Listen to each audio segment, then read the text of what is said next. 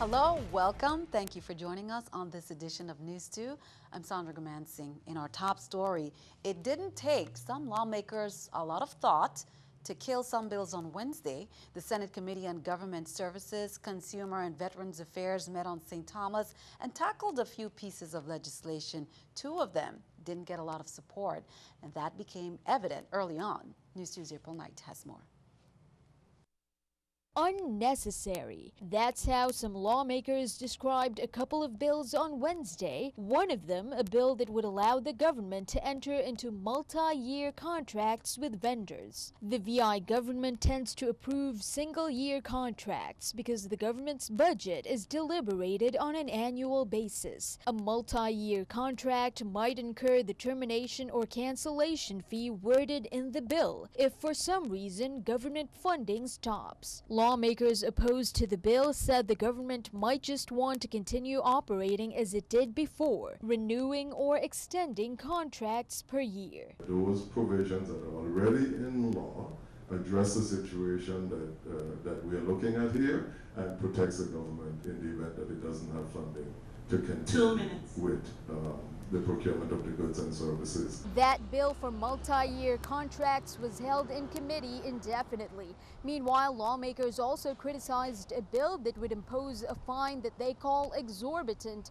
on motorists who have expired registration stickers on their windshields. Keeping these old registration stickers could cost you money. With the new bill by Senator Justin Harrigan, you would get slapped with a $100 fine. They see these expired stickers, they ain't gonna take action. They know they're supposed to take action, and they do take action. The VIPD would enforce the measure. They agree with some sort of regulation, saying too much on a windshield can be a safety hazard. Lawmakers, however, decry what would be another hefty fee for motorists. Reporting for News 2, I'm April Knight.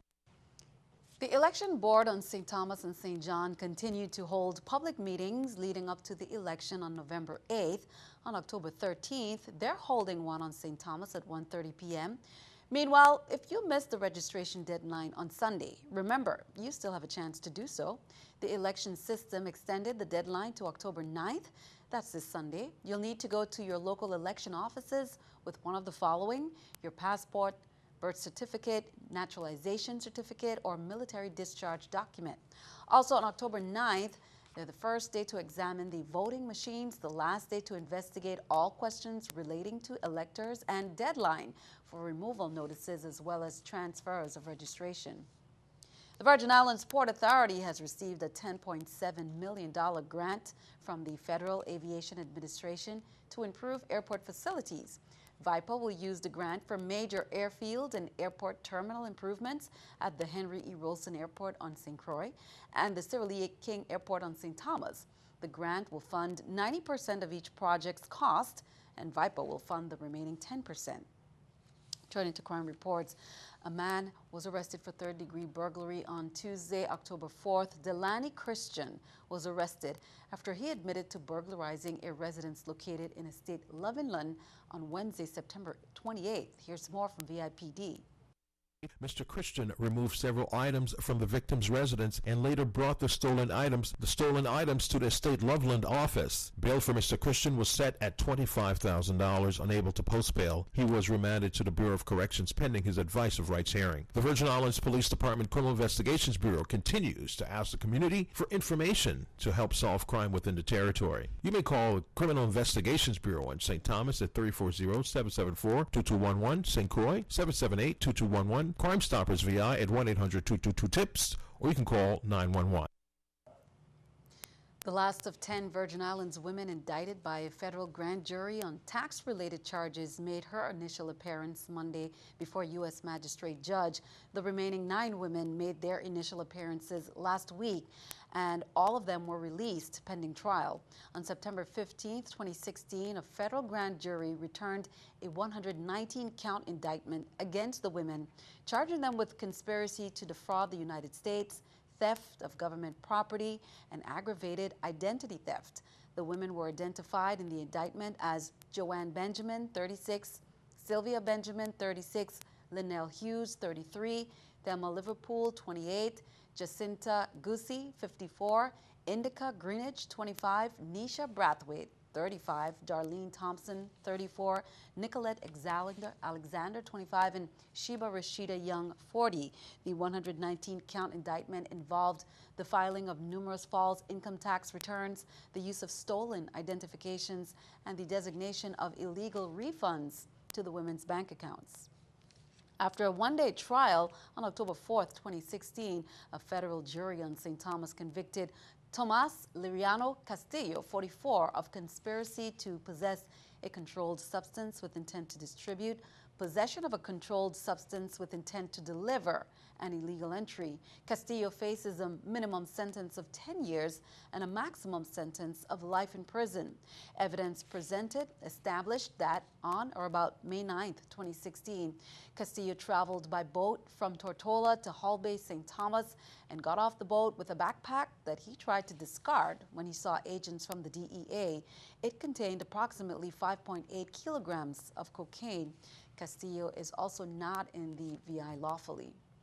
The Department of Justice has arrested the second sex offender they're looking for. Danielle Eric Cove, 33 years of age, was apprehended on Wednesday after he turned himself into the Department of Justice office on St. Croix. Cove was arrested on a single charge of failure to keep his sexual offender registration current. His bail was set at $1,000. Unable to post bail, he was remanded to the Golden Grove facility. Yesterday, another sex offender who failed to register, Darian Johnson, was apprehended by the DOJ agents on St. Thomas. As we reported yesterday, Virgin Islands police officers came home victorious this week. They conquered a months-long training program in New York City offered by the New York Police Department. Governor Mapp expressed his pride over the officers' performance and shared details on future officers who will be sent to the same program. NEWS2's April Knight has more.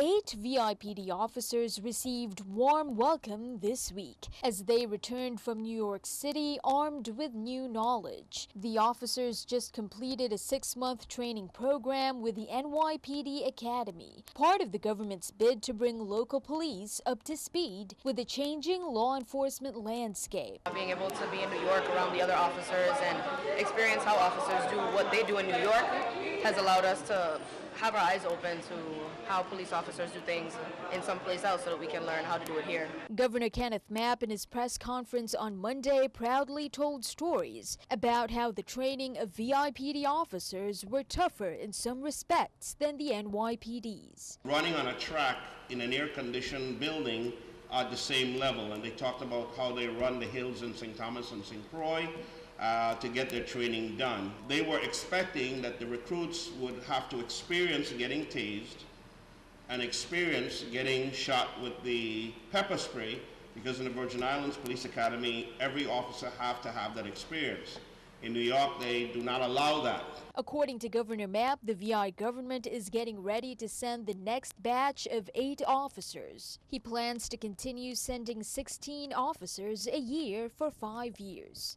Officers to qualify for this training cannot have more than 5 years of training or service in the Virgin Islands Police Department. Not less than 1, but no more than 5. And they really recommended that we reduce that to 3 years of service and under, because the first 2.5 months is not doing much for the officers in this, at that senior level. Reporting for NEWS2, I'm April Knight.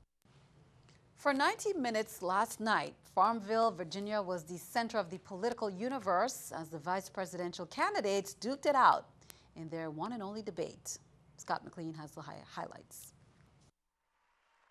In what quickly became a fiery debate, the thought of Donald Trump as commander-in-chief scares us to death. The campaign of Hillary Clinton and Tim Kaine has been an avalanche of insults. The vice presidential candidates took shots at each other. The Trump plan is a different plan. It's a you're fired plan. I appreciated the you're hired, you're fired thing. But the primary focus was the candidates who were not there.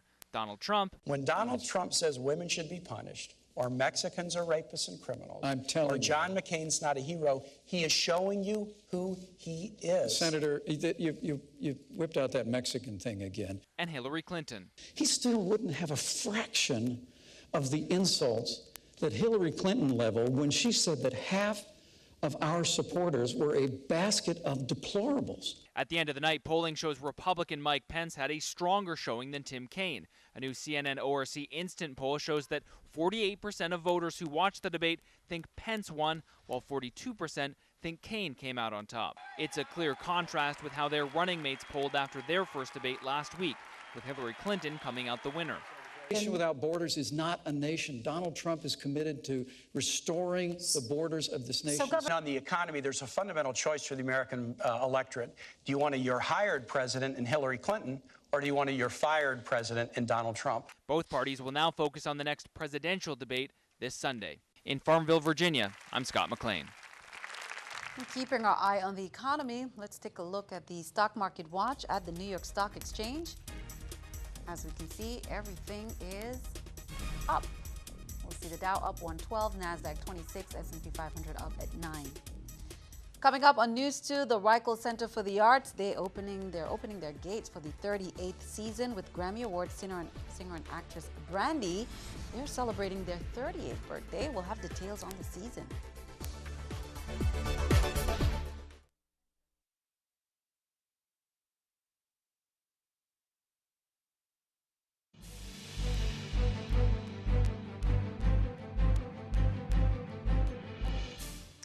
Welcome back. Innovative has launched and rearranged some channels, and here's just a reminder: launching on St. Thomas, WAPA America 117, TV G42 launching on St. Croix, TV G243 launching on both systems, Variety Plus Pack, BBC World 318, Sundance 320. To accommodate, the following channels are being relocated: St. Thomas, St. John, and St. Croix. Disney is now channel 57. Telemundo is now channel 116. VH1 Soul is now on channel 189. VH1 Classic is now on channel 190. WAPA America on St. Croix is now 117. Well, the Department of Health says there are 52 new confirmed cases of Zika in the last week, according to their surveillance report. There are now 462 cases in the territory. Of that number, 369 are on St. Thomas, 67 on St. Croix, and 26 are confirmed on St. John. The number of pregnant women in the USVI who have tested positive for Zika is at 48. 35 are confirmed, while 13 remain probable. You can go to the Health Department's website to check out the latest reports every week. It's www.doh.gov.vi.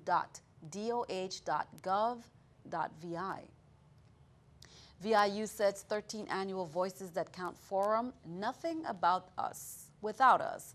The Virgin Islands University Center for Excellence in Developmental Disabilities, they will be hosting the 13th annual Policy Forum on October 11th on the St. Thomas campus and October 13th on the Albert Sheen campus on St. Croix.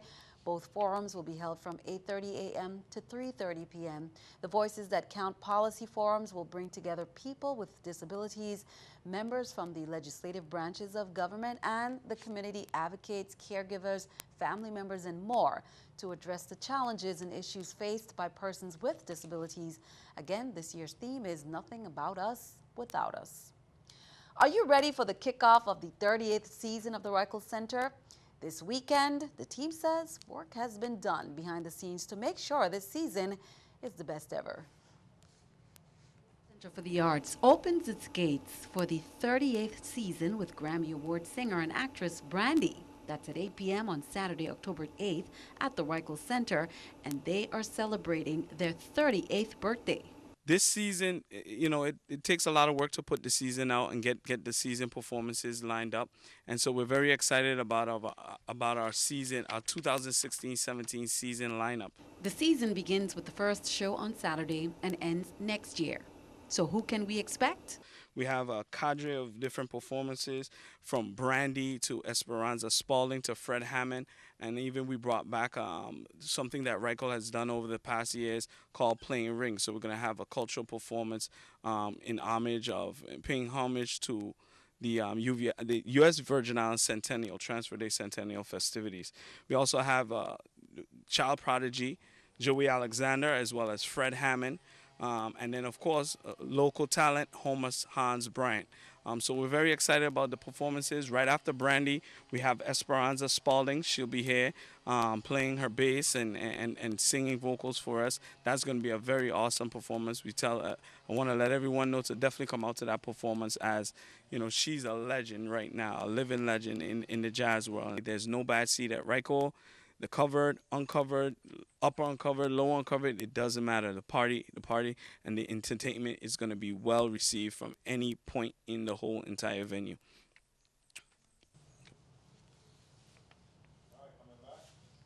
Great lineup there. In other news, the Ann Abramson Marine Facility in Frederiksted, St. Croix will be closed until further notice. And that announcement came from the Virgin Islands Port Authority's Executive Director, Carlton Dow. He says the facility is closed as a safety precaution following floods from a storm surge that also flooded Strand Street and the southern side of the cruise facility in Frederiksted. Dow said that he regrets any inconveniences this temporary closure may cause, and that the Port Authority is working to clean and reopen the facility as soon as possible. Also, the devastation in southern Haiti is widespread. Communication systems are down, and the country's Civil Protection Agency says a bridge connecting Port-au-Prince with the southern peninsula has collapsed. At least 10 people have died in relation to the hurricane in 3 countries. Meanwhile, the southeastern U.S. is bracing for the arrival of the storm. Here's more. This thing is getting close to our coast. You better be ready before, because if it turns at the last minute, you're not going to have time to get ready. You're not going to be able to go get your food and water. You're not going to be able to evacuate. You're going to put your life and your family's life at risk. I mean, it's not fair to you, and it's not fair to your family. And think about it. After the fact, somebody is going to go out there and try to save you. Well, earlier today, turning back home, Vitima 911 Emergency Communications Center reported that strong waves were impacting the coastal area along the west side of St. Croix, including Strand Street, which runs along the Frederiksted waterfront at 11 a.m. And the VI Police Department blocked off Strand Street, ending at the Butter Park in Frederiksted. And that's what it looked like. Pedestrians were advised to avoid the Frederiksted waterfront area or proceed with extreme caution in the area. Motorists were also advised to seek an alternate route. Now, there's a newly formed tropical storm that's north of Puerto Rico USVI and poses no threat. That's out there, and our NEWS2 AccuWeather forecast is coming up next with details.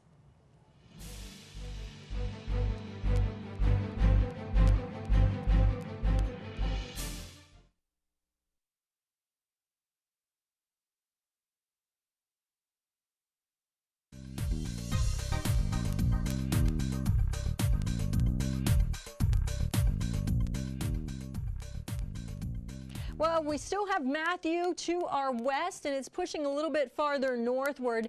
We've seen just a feeder band of some moisture that has brought some infrequent light showers to the area. Now, those will lessen as Matthew lifts northward, and then we see our next system. We get a break tomorrow. Not much going on tomorrow. There may be a passing shower or two, but then this next wave comes in tomorrow night into Friday, and that's going to bring maybe a little bit more in the way of some showers to the area. So here's a look with our estimated radar, and you can see how showers, that band of showers from that feeder line starts to move westward and collapse a bit.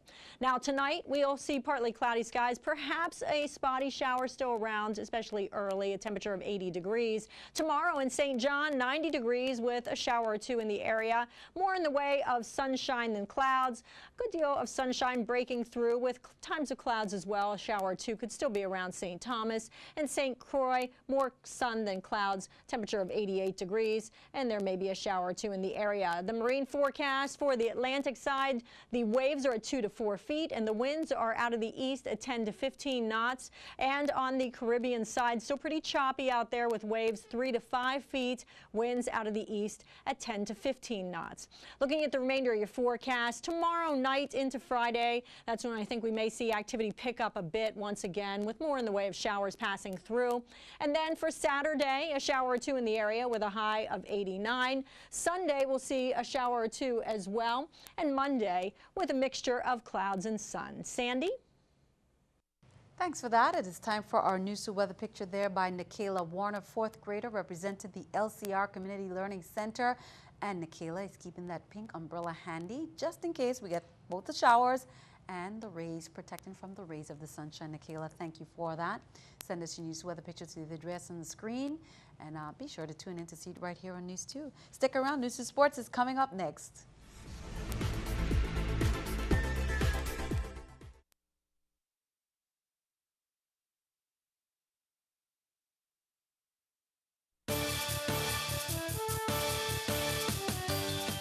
I'm Gary Anthony, and this is News 2 Sports. The Major League Baseball playoffs began last night with the American League wild card game, the Baltimore Orioles versus the Toronto Blue Jays. What many thought would be a high-scoring affair, including yours truly, turned into a pitching duel. Bottom of the second, and Jose Joey Bats Batista goes yard, 1-0 Jays. Top four, and Mark Trumbo, the major's leader in homers with 47, goes deep with a man on for a 2-1 Orioles lead. Bottom five, Ezekiel Carrera with the single to center to tie the score at 2, and that's where it stayed until the bottom of the 11th inning. 2 runners on for the Blue Jays, Edwin Encarnacion at the plate, and, well, let's hear the call from Blue Jays radio announcer Jerry Howard. Fly ball deep left field. Yes, sir, the Blue Jays are going to Texas. Edwin Encarnacion has won it for the Blue Jays 5-2 with a dramatic 11th inning home run into the 200 level here as he's mobbed by his teammates and a sea of blue down on the field. Orioles manager Buck Showalter will spend the foreseeable future being second guessed for not bringing in his closer, Zach Britton, to face Encarnacion during this at-bat. The National League wildcard game is tonight. The New York Mets host the San Francisco Giants at Citi Field in what should be a great pitching duel. The Mets' Noah Syndergaard and the Giants' Madison Bumgarner are two of the best pitchers in the National League. Bumgarner has a microscopic 0.6 ERA on the road in his postseason career. Meanwhile, Syndergaard throws a 97-mile-per-hour fastball and a 92-mile-per-hour slider. I say the first team to score 2 runs will win, and I like the New York Mets. That's it for sports. Sandra, back to you. Thanks for that, Gary. And that is all for this edition of News 2. Thank you for joining us for all the latest in news, weather, and sports. I'm Sandra Gumansing. We'll see you next time.